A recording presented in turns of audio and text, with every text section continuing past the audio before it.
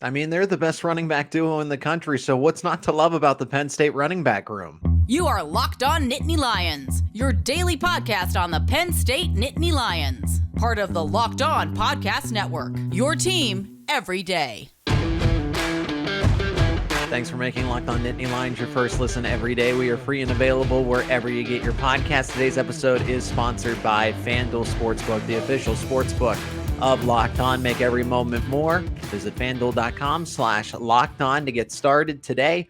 That is FanDuel.com/Locked On. My name is Zach Seyko, your host as always, and it's not even a hot take, if I'm being honest with you. Kaytron Allen and Nicholas Singleton are the best running back dynamic duo in all the country heading into the 2023 season. So this is the running back episode. We're going to preview the running back room, do a review and a preview what those two were able to do, plus all the guys around them.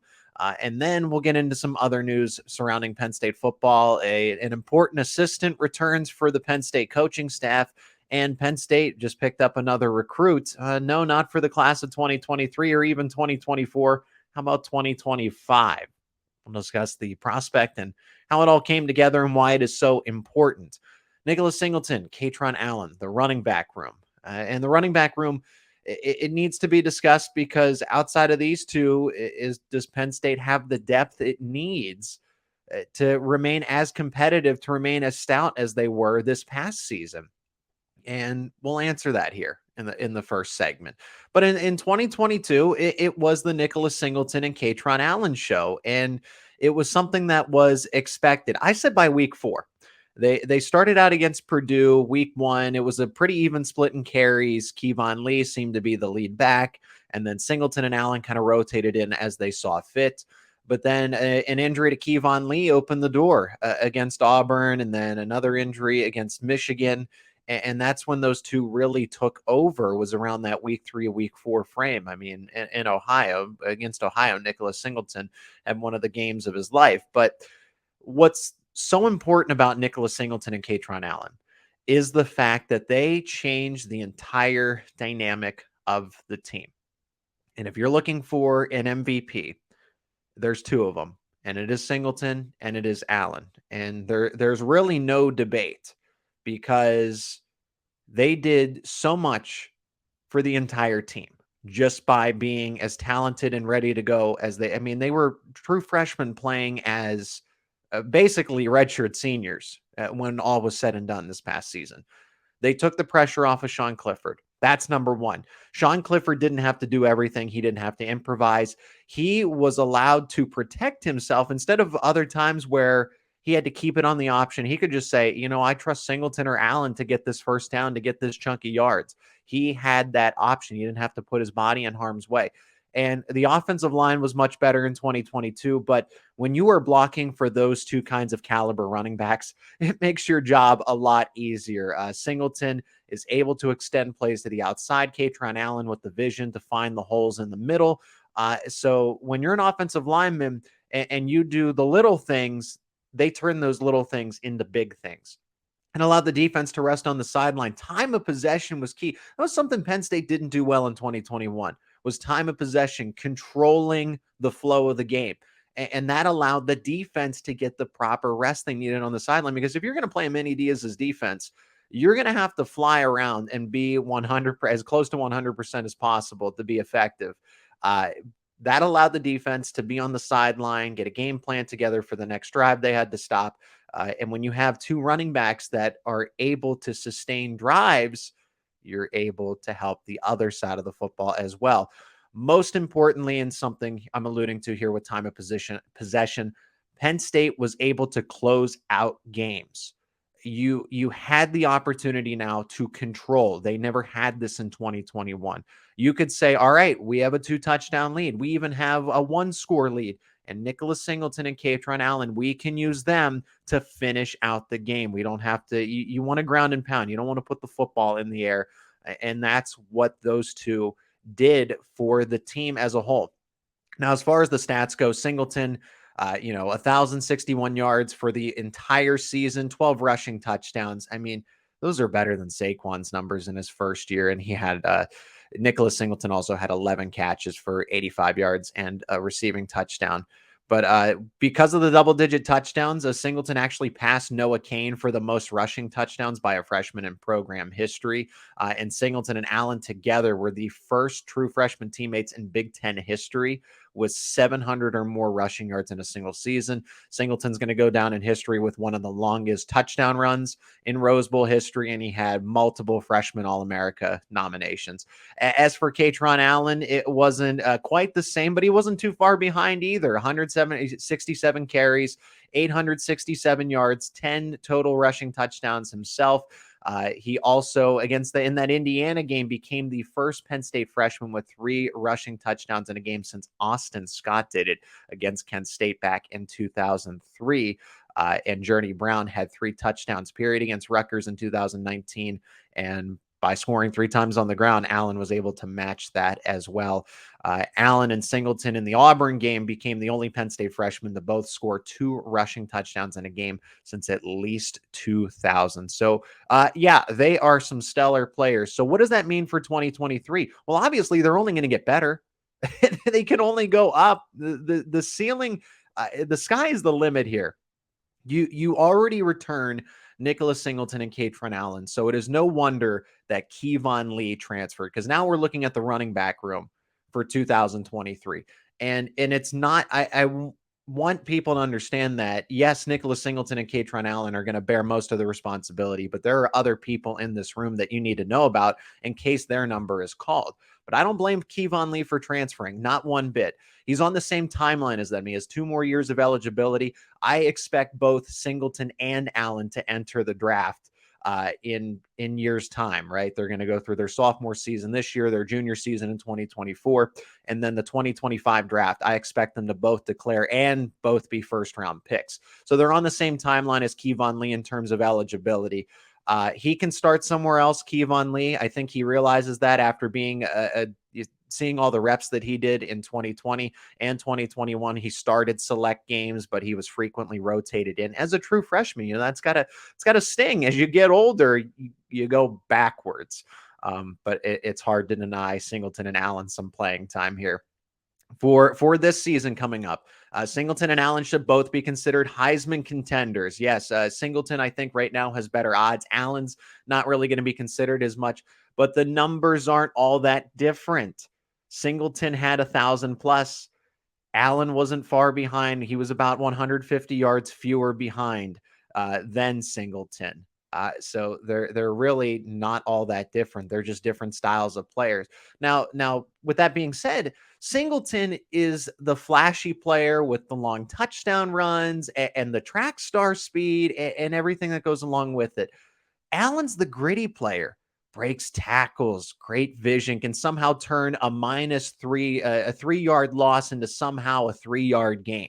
That's the kind of runner that Allen is, and Singleton's able to take an 8-yard gain and turn it into an 80-yard game. So it's nice being able to have that thunder and lightning, as people have dubbed it. But ironically enough, this is where it's going to get very interesting, because these 2 players are both complete backs. Do not box them into Allen's only a power back and Singleton's only a speed back. These guys are working to complement not only each other's talents, but what they possess already. So Allen is working on his speed, his burst, whereas Singleton is going to be focused on his vision and yards after contact. Because remember, Singleton couldn't stay up. He was tripped up every single time someone tripped him up around the ankles. And Singleton couldn't break a tackle to save his life this past season, at least early on. But then he's dragging defenders into the end zone. So now they're working towards being those complete encompassing backs. And that's just dangerous for opponents. This is where Penn State's backfield benefits immensely. Saquon Barkley was a bell cow. We know that. Miles Sanders was as well. And running backs before them, Larry Johnson. Nicholas Singleton and Kaytron Allen can both be that if they were asked to. They can be the bell cow. They can handle that workload. However, they don't have to.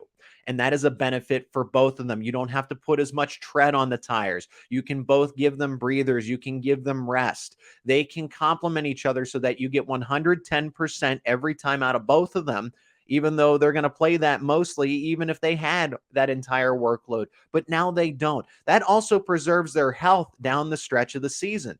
so that you can say, all right, we can run Singleton. Now we can flip to Allen. And this only benefits them. This is actually good for their health that they're able to do this kind of rotation. But I will say this, I would like them to get a running back in the transfer portal. I think it's important to add another veteran to get that depth. But it's because, like the QB position that I talked about in the previous episode, if Drew Aller were not available, if Singleton or Allen isn't available in the backfield, then I do get a little concerned. I like Tank Smith. I think he's good, but I think there are better options. Tyler Holtzworth is behind him. There's Emil Davis, true freshman Cam Wallace, and London Montgomery will be in the depth chart as well. However, Tank's a good veteran, but has his limitations. Holtzworth is gritty, a hard worker. Love that he's on the team, but would never want him to shoulder this kind of workload. And I've heard a lot of good things about Emil Davis. Emil Davis is a freak athlete. Hopefully he can kind of be that player that turns into an unsung hero for Penn State. Maybe he moves up the depth chart, because I've heard some really good things about the potential of what Davis can be. Cam Wallace is speedy, but he's not that big. I expect him to use this season as a redshirt year to become more of a Division I running back. And then London Montgomery, it's unfortunate, but he's coming off a season-ending knee surgery. Don't let the rankings fool you. He is a 4-star player, kind of masked as a 3-star because he missed his senior season. London Montgomery, if you're looking for a back of the future after Singleton and Allen are done, it is London Montgomery. I will go on the record now and say that in late January. So I want them to get a veteran in the transfer portal, but that's just wishful thinking. I don't see anyone transferring in necessarily. They have the depth, and I'm okay if it stands like this. But again, always there's room for improvement, and I'd like them to get that improvement. So you have the best running back duo in the entire country. What is not to like when that is the base of it all? It is Locked On Nittany Lions. That is your running back review and preview for the upcoming season in 2023. Dion Barnes is coming back to Penn State. That's the assistant coach. Why that's so important is coming up next, and later on. Penn State lands a commitment for the class of 2025. Better to get things done early. We're going to discuss that all next. Today's episode is sponsored by FanDuel. The NFL playoffs are here, and we're really excited about our new sports betting partner for Locked On, because they're the #1 sports book in America, and that is FanDuel. And if you're new to FanDuel, that is even better. They have so many great features that make betting easy and fun. New customers join today to get started with $150 in free bets guaranteed when you place your first $5 bet. Just sign up at FanDuel.com/lockedon. FanDuel has all your favorite bets, from the money line to point spreads to player props. Plus, you can even combine your bets for a chance at a bigger payout with a same game parlay. All on an app that's safe, secure, and easy to use. So football fans, don't miss out. Place your first $5 bet to get $150 in free bets, win or lose, at FanDuel.com/lockedon. Make every moment more with FanDuel, the official sportsbook partner of the NFL.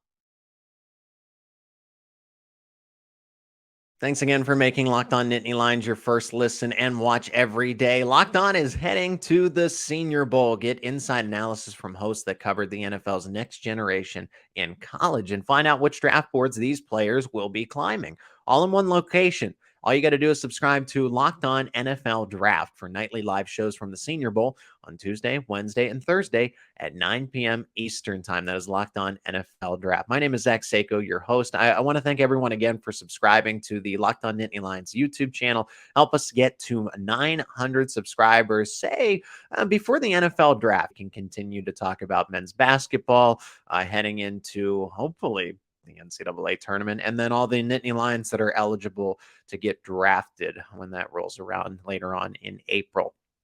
Dion Barnes, speaking of former Penn State Nittany Lions that were drafted once upon a time, Dion Barnes is coming back to Penn State, and this time he is an analyst. He is no longer a graduate assistant. He had 3 years to do that. There was the COVID year of eligibility added in as well. So normally it's 2 years. This time it's 3 for Dion Barnes, and I am so glad that he can stick around. James Franklin and Dion Barnes were able to work out an agreement. This is for at least another year. These are year-to-year situations, and it cannot be understated how important this move is. Barnes is an assistant that players look up to. They respond to him. They respect him. He motivates them. This is something that I've just gathered from players and other beat reporters, that they really like Dion Barnes on the coaching staff. He will, and I think one day can be a very good position coach, and I hope that's at Penn State. We'll see if that all works out, because he's naturally a defensive lineman, and John Scott's done a really good job. Or you can't just get rid of John Scott to keep Dion Barnes around. So I'm glad they've essentially created a position for him to take so that he can have a better pay and a better opportunity to get more involved with the program. So now he has officially moved into an analytics role and a recruiting coordinator. And this is very beneficial for Penn State, because the rules have changed around analysts on the staff. You would see all those articles about analysts at Nebraska in particular, right, where analysts were getting too involved with Scott Frost's team. They were capped as far as how many coaches could be active at practices, who could be involved in dead periods, etc. But now those rules by the NCAA have changed. So Dion Barnes can still be very active, and even more active in this analyst role. So he'll be at practices more often, and he'll be pretty involved in recruiting as well. Barnes is from Philadelphia. He helps. He knows how to recruit the eastern side of Pennsylvania, and that's where Penn State has done well, but they want to continue to do better. They want to strive in that area. So simply put, he just gets it as an assistant coach, staff member, whatever he is, whatever role he is in. As long as he is on the Penn State staff, I am content with this. He's 30 years old. He went to the NFL. He's a former Penn State player under Joe Paterno. So this is his home. This is where he wants to be. And I've made this clear on this show that I love coaches and staff members who believe that Penn State is the place. It is the place. They're not looking to jump. They're not looking for that next best opportunity. They believe that Penn State is the best opportunity, and they want to maximize their role at the university rather than trying to make it somewhere else. So Dion Barnes, young enough to where he can continue to relate. And that's the nice thing about this James Franklin staff, including James himself. They all relate to the young players. They all relate to these college student athletes. There isn't a disconnect. But Dion Barnes being, fresh out of the NFL, it was a short career there, but he had a career in the NFL. He had a pretty decent career at Penn State. He was a former draft pick. I mean, Dion Barnes he's been able to move on to this coaching role. And at the end of the day, he just gets it. He just understands it. I hope that he can be eventually a position coach for Penn State, maybe someday a coordinator as well. That's down the road. We're thinking really big picture here. But as an analyst, he'll be able to be more involved and be able to contribute significantly to Penn State. So he has that experience to pass on to the young players, especially the defensive line. The defensive lineman from ask Aeneas. I'll cue in Aeneas here. Aeneas Hawkins, former Penn State defensive lineman. Dion Barnes is very well liked by not only the defensive line room, but all the athletes that are in that Penn State locker room, and for good reason. It is Locked On Nittany Lions. Penn State picks up a commitment for the class of 2025. That's why they say not to procrastinate. So Penn State's getting it started very early, and we're going to discuss who Jaelyne Matthews is. That is the player that they picked up, coming up after the break. Welcome back to Locked On Nittany Lions. Jaelyne Matthews is the player that has committed to the Penn State Nittany Lions in the class of 2025 recruiting cycle. I didn't see this one coming. I think even the insiders, when it comes to recruiting, didn't see this one coming. But Phil Trautwein does it again. It has been a masterclass. It has been truly a show with what Phil Trautwein has been able to do at the offensive line position. He has made these past few groups in 2021 and 2022 the best of the James Franklin era. He has continued to build the recruiting classes with, look at this one that just came in with 2023, Javen Williams, Anthony Donko, Alex Birchmeyer. And from what I'm hearing, they're not even finished in the 2023 recruiting cycle. They could get another commitment, if you can believe that, for before the second National Signing Day coming up here in early February. February. But Troutwine got Cooper Cousins in 2024. He's another high-end offensive line commit. And now you have Jaelyne Matthews in the fold for 2025. This man can recruit like no other, and he's developing that talent as well. He's taking above average to good, and now good to great. That's what we want to see. But what a way to start the class of 2025. Penn State's now jumped into the top 10 because they're one of the few schools that actually has a commitment. But it's a good start. It's a building block. You started with an O lineman in the 2024 cycle. You also started with an offensive lineman in the 2023 cycle. You continue the trend and you do it again with Matthews in 2025. And what's also rewarding about this is you beat out Georgia, you beat out Miami of Florida, you beat out Ohio State, Tennessee, Texas A&M, just to name a few. Some of the other locals. He's from New Jersey, so Rutgers. You beat out Boston College as well, that was calling for his services. And Matthews chose Penn State as early as he did over all those other places. And he had visits lined up. Penn State wowed him at the most recent junior day, and now he's in the fold for 2025. So who is Jaelyne Matthews, right? So Jaelyne Matthews is a big-bodied player as a sophomore in high school currently. Matthews is listed at 6'5", 290 pounds. He's a four-star prospect, a top 5 consensus offensive tackle in all of the country, and a top 100 player overall. And obviously this doesn't need to be said, but Matthews is a very raw talent. You know, he's a big body. He's really grown into his athleticism early in his high school career, but he has a lot of upside. And Penn State is getting a commitment from someone that honestly can be better, can get better. This isn't his ceiling. This is just the beginning for Matthews's development. By the time he's a senior, I can easily see him becoming a 5-star. He's got great strength.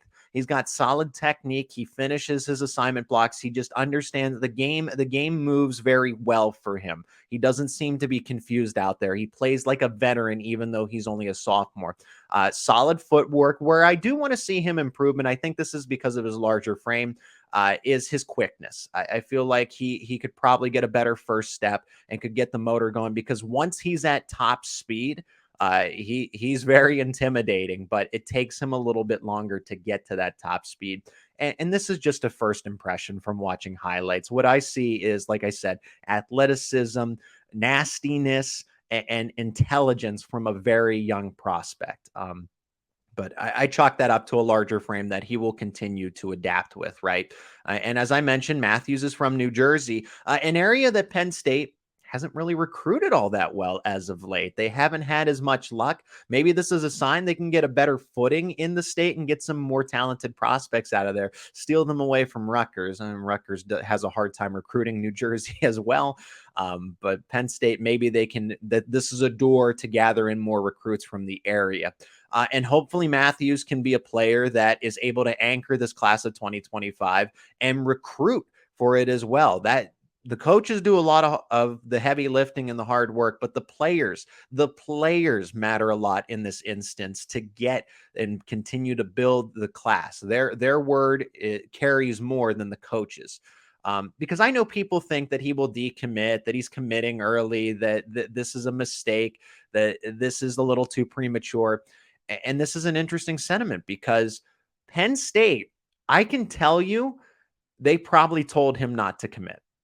Because if you listen to James Franklin talk about Matthias Mega Barnwell, right? Mega Barnwell did this class of 2023. He committed very early in the cycle for 2023. Well in advance, was one of the first ones, ultimately decommitted. And that was because there was a change in position coach. Ty Howell came in as the tight ends coach and just reevaluated the situation. That was the setup there.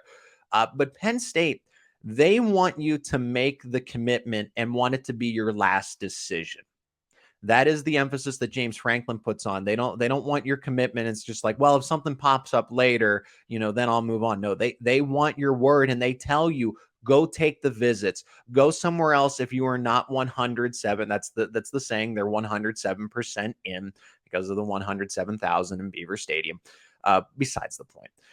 Penn State and James Franklin want to say, take your visits, and then when you're ready to come to Penn State, then offer your commitment, because and your word is gold. Your word means everything. So I can almost guarantee you that Penn State, while they are excited and thrilled with the verbal commitment, I kind of imagine that they had a conversation and said, "Are you sure? Are you sure you want to commit right now with your entire recruiting cycle ahead of you?" But James wants you to be 100,000% sure. And I think that Matthews is. Matthews wouldn't commit like this, especially with the way that Penn State has these conversations with players and their families. He wouldn't commit if he wasn't sure. And that's what we've seen. Players who do commit early in the cycle are the ones that naturally stay because they know once you know, you know. And I think that's the case for Jaelyne Matthews here. So 4-star prospect, Penn State fans be excited because they're continuing to emphasize the big uglies up front, the offensive linemen. They want to be able to go up against Michigan, Ohio State, who have those mean offensive lines that are able to keep the quarterback upright. And they're continuing that trend now with the class of 2025.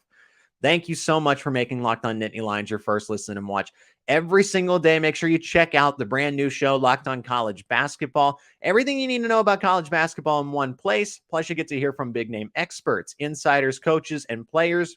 That is Locked On College Basketball, available on YouTube and wherever you get your podcasts. These position groups, reviews, and previews are going to continue. We'll make our way through the offense. We'll go through the defense, and we'll go through the special teams, and we'll see how the news cycle continues to unfold, since we are going to get into a little bit of a dead period here with Penn State football. But Penn State men's basketball still in action. Penn State wrestling looking to go undefeated in the regular season. They got Ohio State coming up this weekend, so we'll talk about that and more all right here on Locked On Nittany Lions.